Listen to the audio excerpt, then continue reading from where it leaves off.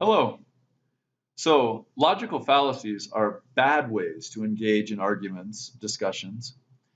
So, what are the skills for excellence in discussion? How do you become an excellent discusser, someone who's very good at having a logical and reasonable and peaceful and rational argument with somebody else?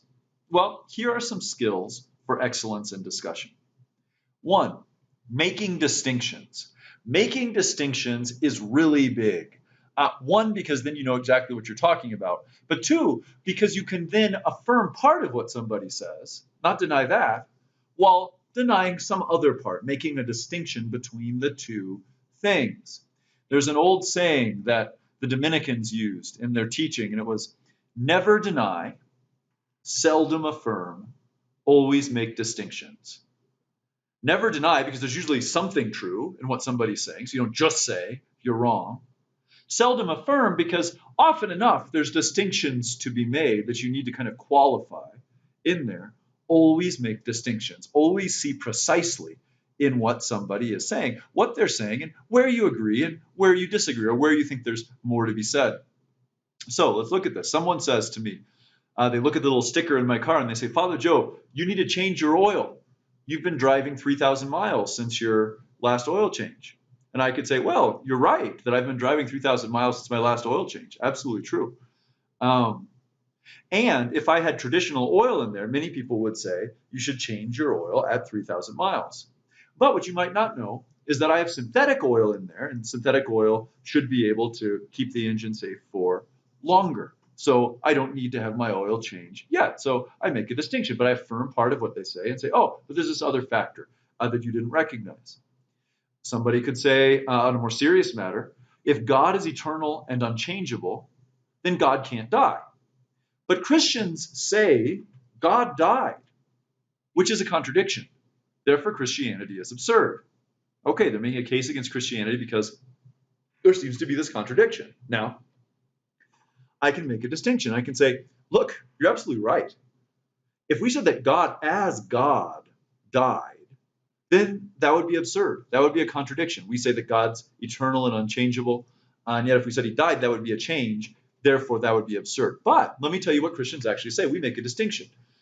Because God became man in the incarnation, the Son of God became man, Jesus Christ.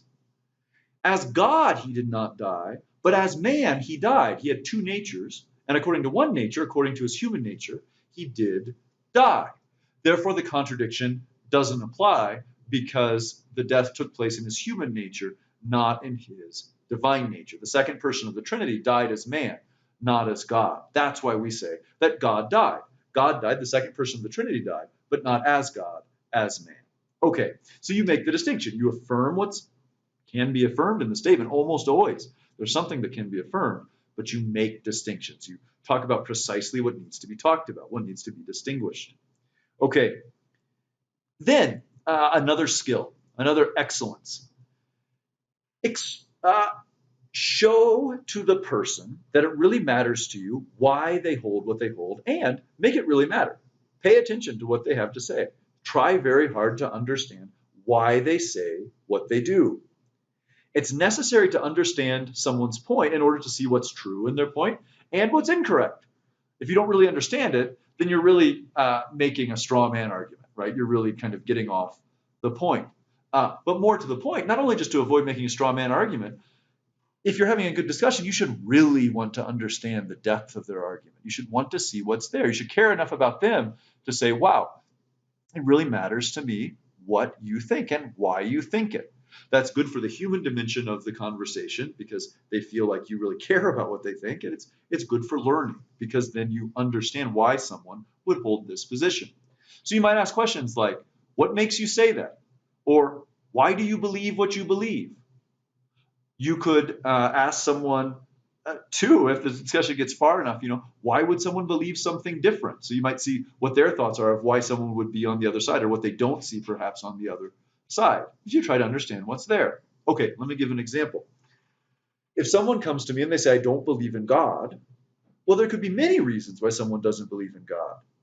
If I just leave it there, I don't know how to have a good conversation with them. Also, I don't learn from them. So I might say to them, why is it that you don't believe in God? Or what makes you say that? What makes you think that way?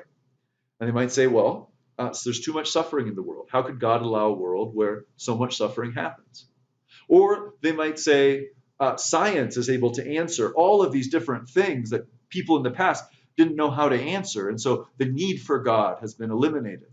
Or they might say, well, I've looked at some arguments for the existence of God and none of them have I found compelling. Okay? So it could be all sorts of different reasons for why they say that, why they don't believe in God.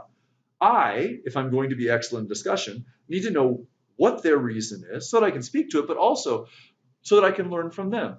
So that even if I don't come to the point where I agree with their conclusion that God doesn't exist, I can understand kind of more richly the reasons why someone would think that way on that side, which helps my own understanding of the world and the way that people approach things, may even give to me a challenge that I need to wrestle with and go deeper in my own understanding, my own understanding of why I do believe, why I do think that God exists.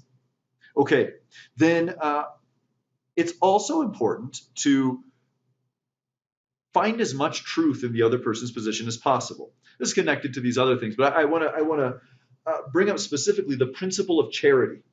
We should assume goodwill. We should assume that the person that we're arguing with wants to make their argument in good faith, that they're not trying to trick me by saying something that they don't believe.